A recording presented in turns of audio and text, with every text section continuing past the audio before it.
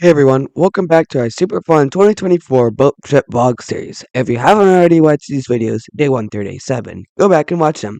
Can you believe it's day 8 and day 9 already? Today, we're hanging out with family in beautiful Canada. We're so excited to spend some quality time together and create unforgettable memories. Get in the dinghy and get ready for a day packed with family vibes.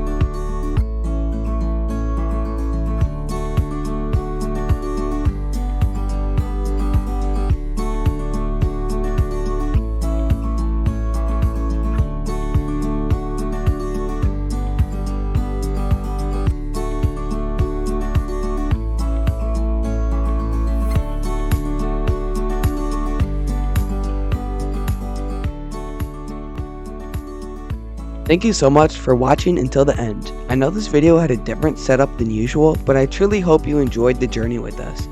Your support means the world to me, and I love sharing these moments with you.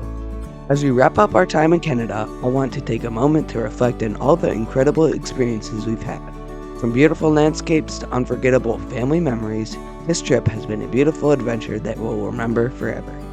Make sure to join us next week as we haul up the anchor and say goodbye to our family in Canada.